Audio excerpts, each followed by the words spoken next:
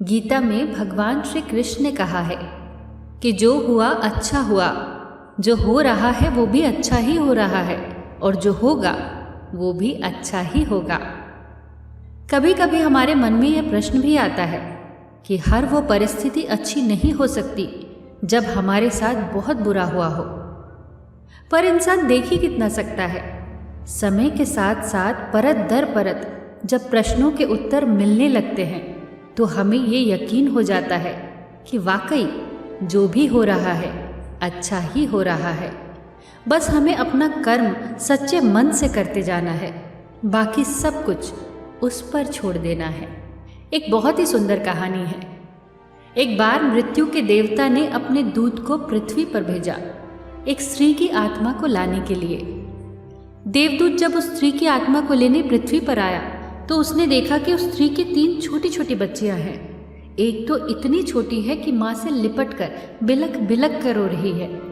पति पहले ही मर चुका था, परिवार में और कोई भी नहीं था।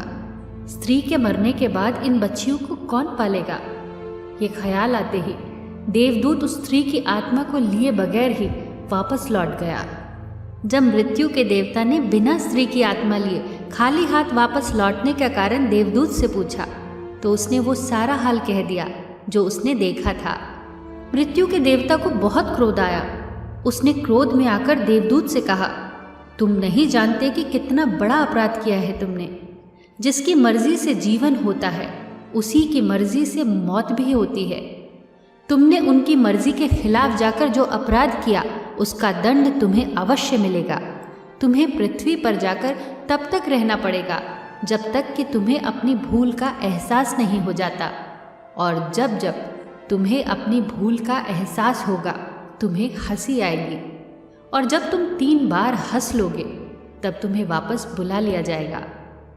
देवदूत ने सोचा, सही तो मैं ही हूँ, फिर मुझे अपने ऊपर हंसने का मौका कैसे मिलेगा? वो ये सोच ही रहा था कि उसे पृथ्वी पर फेंक दिया गया।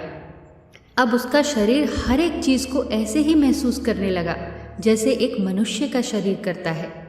जाड़े की कपकपाती ठंड थी, हड्डियां भी कड़क रही थी, और वो निर्वस्त्र था। मंदिर के पास जहाँ वो देवदूत सिकुड़ कर लेटा था वहीं से एक माधो नाम का चर्मकार गुजर रहा था। वो अपने बच्चों के लिए सर्दियों के कपड़े और कंबल खरीदने शहर जा रहा था। चर्मकार ने जब उसे देखा तो वो हैरान हो गया। उसने ऐसा मनुष्य पहले कभी नहीं देखा था। कितना तेज था उसके चेहरे पर। फिर वो सोच में पड़ गया, ये निर्वस्त्र क्यों है? शायद किसी ने इसका सारा सामान लूट लिया हो। उसने देवदूत से पूछा, कौन हो भाई, कहाँ से आए हो? देवदूत ने कहा, अभी मैं कुछ नहीं बता सकता, बस मुझे यहाँ दंड भोगना है।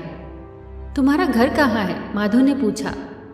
मेरा कोई घर नहीं है, मैं बस दंड भोगने आया हूँ। माधो को उस पर तरस आया।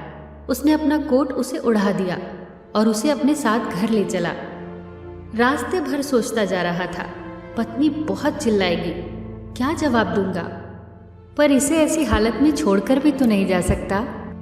पत्नी ने जैसे ही देखा कि माधो न तो कुछ खरीद कर लाया है, ऊपर से एक निर्वस्त्र आदमी को उठा कर ले आया है, तो वो आग बबूला हो गई।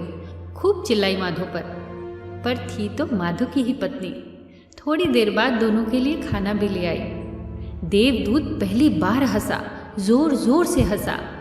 दोनों ने कारण पूछा हंसी का, तो देवदूत ने वही जवाब दिया, अभी कुछ नहीं बता सकता, मुझे यहाँ दंड भोगना है। जानते हैं देवदूत क्यों हंसा?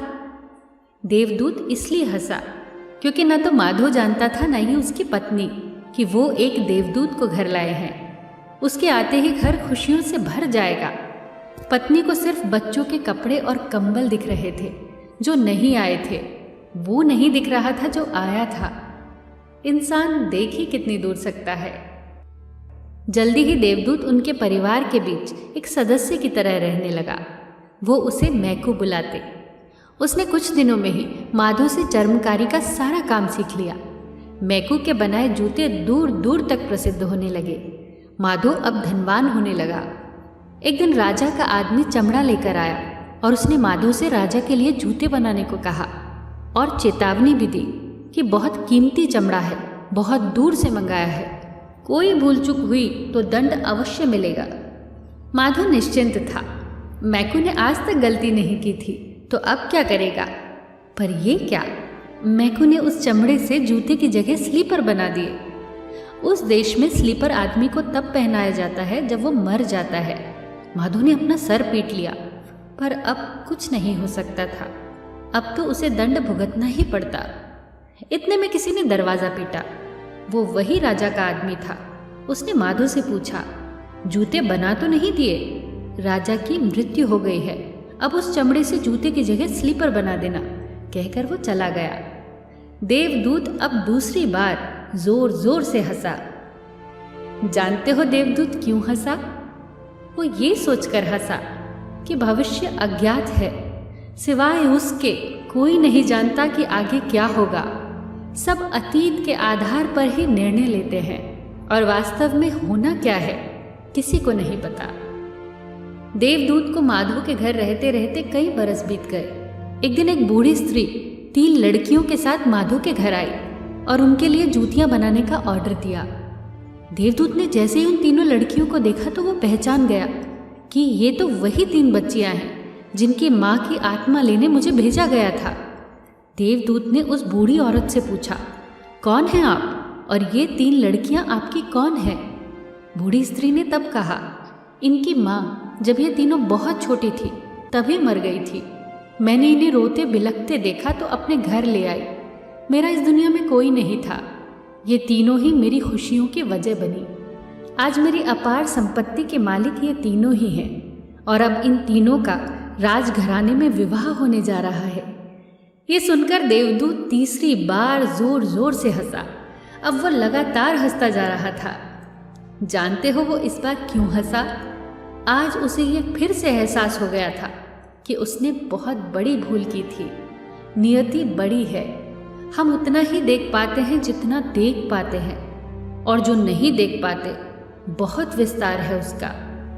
आज उसने माधव को अपनी पूरी दास्तान सुनाई और अपने लोक चला गया, क्योंकि आज उसका दंड पूरा हो गया था।